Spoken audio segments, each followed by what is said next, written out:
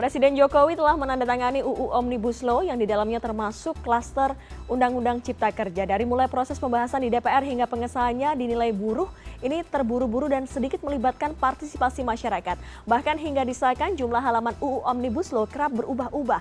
Kini satu-satunya langkah yang bisa dilakukan buruh adalah mengajukan uji materi di Mahkamah Konstitusi. Dan untuk menakar peluang buruh dalam gugatan uji materi di MK, kami sudah terhubung dengan Bivitri Susanti, pakar hukum tata negara STH Indonesia Jentera. Halo, selamat malam Mbak Bivitri. Mbak, dari pembahasan awal hingga pengesahan, apakah Anda sepakat dengan buruh bahwa ada hal yang tidak sesuai dengan prosedur penyusunan revisi Undang-Undang Omnibus? Sangat sepakat. Jadi perlu diketahui oleh publik bahwa proses pembentukan peraturan undang-undang itu sebenarnya dimulai dari tahap perencanaan. Tidak hanya pembahasan di DPR, tapi perencanaan, penyusunan, baru kemudian pembahasan gitu ya. Nah, mulai dari penyusunan ini sangat tertutup. Ada beberapa kawan, termasuk Mbak Nining Elitos yang tadi disebut, meminta draft kepada pemerintah, waktu itu tidak diberikan. Dibilang ditunggu saja sampai pembahasan. Jadi dari penyusunan pun sudah tertutup dan tidak partisipatif. Waktu pembahasan pun demikian. Jadi kalau ada klaim yang sangat diglorifikasi bahwa serikat buruh sudah diajak, perlu diklarifikasi juga oleh kita bahwa Undang-Undang Cipta Kerja ini adalah satu undang-undang yang sebenarnya mengubah 79 undang-undang lain. Bayangkan halamannya ada 1187. Jadi pemangku kepentingannya bukan hanya serikat buruh, tapi juga nelayan, masyarakat adat, dan banyak lainnya. Nah, jadi dengan alasan-alasan itu saja, sebenarnya secara proses sudah sangat cacat. Bahkan di belakangan hari kita tahu sekarang ternyata draftnya sampai 6 kali berubah, bahkan setelah ditandatangan pun ada yang salah ketik lagi. Ya, jadi begitu banyak proses yang dilanggar dalam selama penyusunan maupun pembahasan Undang-Undang Cipta Kerja itu. Ini tadi di pembahasan kemudian juga di prosesnya ada hal-hal yang tidak melibatkan partisipasi publik, termasuk ada perubahan-perubahan susunan kata hingga jumlah halaman. Ini apakah Anda melihat menunjukkan kecatatan formil dalam prosesnya? Iya, betul sekali. Jadi kalau kita mau mengajukan suatu permohonan pemeriksaan perkara ke Mahkamah Konstitusi, itu ada dua jenis. Ada yang namanya uji formil, ada yang namanya uji material. Yang menyangkut pasal-pasal itu adalah uji material.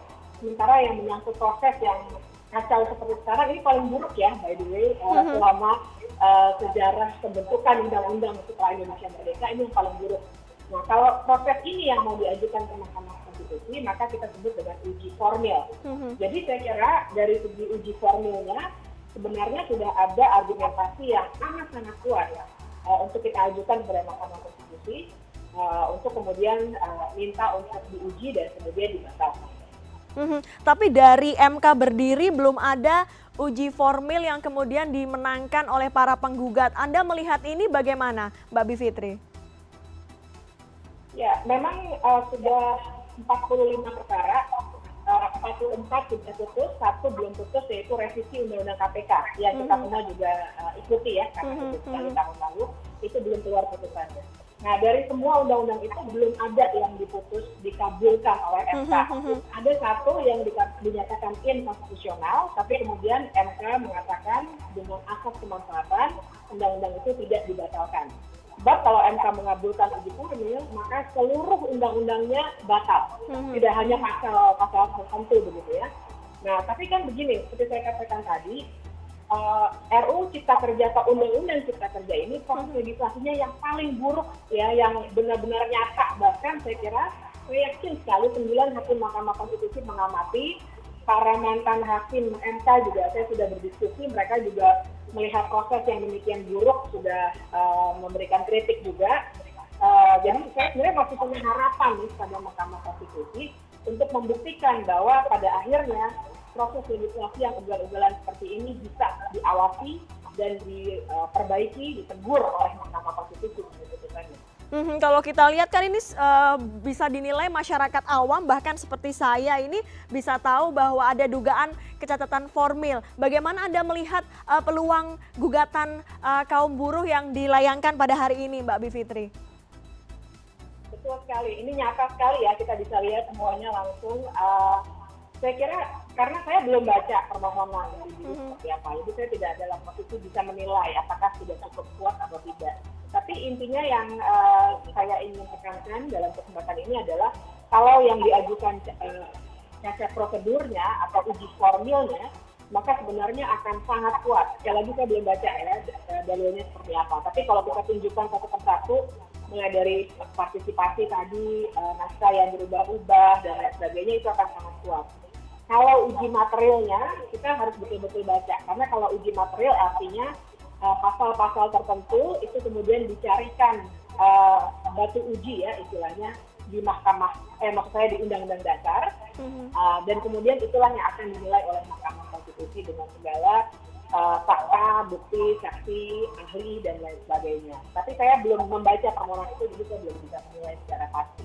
Mbak Bivitri, kalau kita melihat substansinya, kita juga sempat melihat beberapa potongan undang-undang Ciptaker yang sudah beredar di publik, diakses dari setnek.go.id. Ada beberapa hal yang typo ya di situ, ada beberapa kata-kata yang typo. Sebenarnya bagaimana Anda melihat ini secara hukum, Mbak? Ini kan sudah final tentunya, ini sudah dibahas, ada 64 kali rapat, bahkan diperiksa berkali-kali. Bagaimana Anda melihat fakta ini? Ya, inilah saya kira ya yang sangat mengecewakan dari pemerintah yang sekarang. Karena mengerdilkan proses legislasi ini seakan-akan proses administrasi biasa, kesalahan teknis biasa. Padahal ini undang-undang.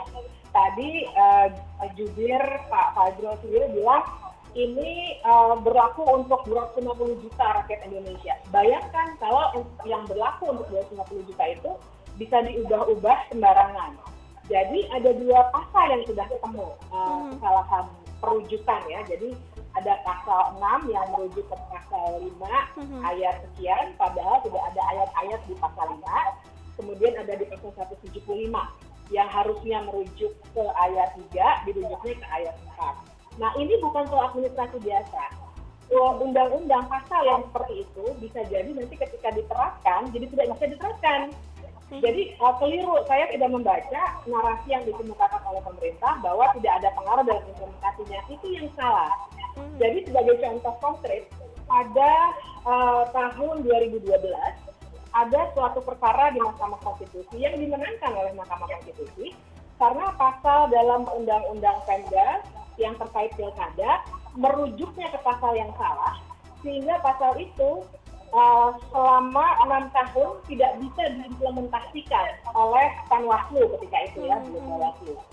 Jadi karena ketika mau diimplementasikan, orang yang terkena pasal itu akan bilang, loh ini pasalnya salah, nggak bisa kena ke saya. Begitu. Jadi keliru kalau dikatakan cuma typo maka tidak ada pengaruhnya dalam implementasinya. Tidak. Dua pasal itu berarti tidak dapat diimplementasikan. Artinya ada ketidakpastian hukum di sini yang harus segera diperbaiki, bisa oleh pemerintah melalui peraturan pemerintah pengganti undang-undang atau oleh Mahkamah Konstitusi yang pasti nanti akan memakan waktu yang lebih lama, padahal ketidakpastian hukumnya sudah timbul. Artinya itu bisa diatur dengan dua cara itu, yaitu di MK dan juga Perpu. Anda melihat bagaimana, Mbak? Ini kan secara besar ini kerangkanya besar, UU Omnibus Law kemudian diatur dengan perpu-perpu. Sebenarnya hal seperti ini sudah pernah terjadi belum sih, Mbak, di beberapa tahun yang lalu atau di periode-periode sebelumnya? Kalau perpu yang dikeluarkan karena ingin mengubah suatu kesalahan ketik memang belum pernah ada. Perpu biasanya dikeluarkan karena kan memang dasarnya kita tidak boleh main-main ya. Dasarnya dalam pasal 22 Undang-Undang Dasar adalah harus ada ihwal kegentingan memaksa. Nah jadi tapi dalam konteks yang sekarang menurut saya ada hal ihwal kegentingan memaksa karena ada ketidakpastian hukum. Gitu. Jadi, tapi kalau pertanyaan Mbak Dea tadi apakah sudah pernah ada? Dalam kasus yang seperti ini belum pernah ada ya. Sekali lagi saya perlu tekankan ini memang suatu dalam sejarah Indonesia yang paling buruk prosesnya begitu. Jadi belum pernah ada perpu yang dikeluarkan karena ada kesalahan ketik seperti ini. Kalau Mbak Dea dan juga pemirsa ingat tahun lalu di revisi Undang-Undang KPK itu ada sedikit kesalahan ketik juga. Dalam kurungnya itu harusnya 50 tahun, bisa 40 tahun. Nah, tapi itu ketahuan sebelum diundangkan. Jadi bisa segera diperbaiki. Nah, ini sudah diundangkan. Jadi tidak boleh itu sembarangan diketik di balik meja, di laptop sendiri, terus diubah, dipublikasikan lagi.